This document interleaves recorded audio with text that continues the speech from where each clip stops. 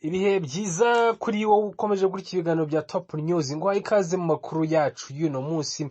Hanyuma unyemerere nyahere mu gihugu cy'Amerika mubwire ko Trump agiye kwitaba urukiko ku cyaha cyo guhonga indaya. Kuri uyu wa 15 Mata nibwo biteganije ko bwa mbere mu mateka Leta Zunze Ubumwe za Amerika wabaye perezida w'iki gihugu agera imbere y'abacamanza aburana ku byaha akurikiranyweho n'inkiko. Uwo ni Donald Trump wabaye perezida wa 45 wa Amerika, aho agomba kuburana ku byaha byo guhonga indaya yitwa Stormy Daniels. Ni amafaranga yahaye iyo ndaya mu 2016 ubwo yiyamamarizaga kuyobora iki gihugu kugira ngo itavuga ayo mabi bakoranye. Hanyuma icyizere cy'abaturage kiriwe kikaza kuyoyoka. Uyu musaza w'imyaka igera kuri 77 yahaye Stormy Daniels ibihumbi 130 by'amadolari y'Amerika nk'uko iyi ndaya yabyigambye. Inatangaza ko yashyikirijwe binyuze ku munyamategeko wa Trump witwa Michael Cohen. Amategeko ateganya ko Trump naramuka hamwe n'ibi byaha ashobora guhanishwa igifungo cy'imyaka 4. Icyakora abahanga mu by'amategeko bagaragaza ko icyo gihano gishobora gusimbuzwa amafaranga. Ni urubanza rushobora gukoma mu nkokora imigambi ya Trump, cyane ko rugiye kuba mu bihe byo kwiyamamariza kongera kuyobora iki gihugu, ibintu bishobora gutuma atakarizwa icyizere n'abaturage.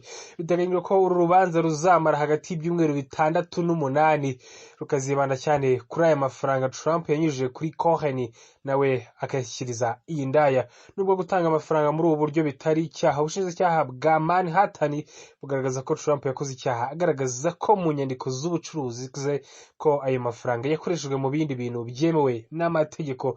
Biteganyijwe ko kandi ko muri uru rukiko hazumvwa abantu batandukanye barimo uwahawe amafaranga, uwayanyujijweho n'umunyamategeko wa Trump. Inshuro nyinshi Trump yagerageje gusaba ko uru rubanza rwasubikwa, cyakora kuri iyi nshuro ubwo busabe bwatewe utwatsi, hagaragazwa ko yabutanze atinze. Akenshi Trump akunze kugaragaza ko ibyo akurikiranyeho nta shingiro bifite, ahubwo bishingiye ku mpamvu za politike no kumukoma mu nkokora ngo atiyamamaza. Iki gihe ni kimwe muri bine Trump akurikiranyeho, ariko biteganywa ko ari nacyo azaburanaho mbere y'uko amatora azaba, ahanganyemo na perezida Joe Biden mu Gushyingo 2024. Ngaho nguko reka munyemerere nikize mu gihugu cya Kenya. Mu gihugu cya Kenya n'abindi biri kuvugwa, uretse umugore wasabirizaga abeshya ko atabona yaranamugaye amaguru yaje kubafatirwa mu cyuho. Urumva ko ni ibintu bikomeye cyane. Umugore w'umunyamayeri wicaraga ku mihanda icamo abantu benshi mu gace k'ubucuruzi ka Mombasa mu gihugu cya Kenya kugira ngo asaba abahisi n'abagenzi, yafatiwe mu cyuho. Bimenyekana ko nta bumuga na bumwe afite. Uyu mugore yabyukaga afata akagare k'abamugaye ndetse akanigira nk'umuntu utabona kugira ngo abantu bamugirire impuhwe bamuhereze amafaranga. Mu cyumweru gishize yicaye ku kagare k'abamugaye nk'ibisanzwe, hanyuma afata igikombe cya plastique bamushyiriragamo ibiceri nk'ibisanzwe ajya kubeshya abagenzi.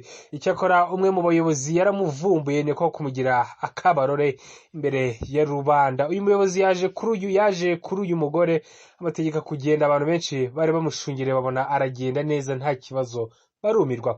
Abaturage ntibashoboraga kwizera n'amaso ibyo babona, kuko yari amaze igihe asabirize yarigize umuntu ufite ikibazo cy'ubumuga.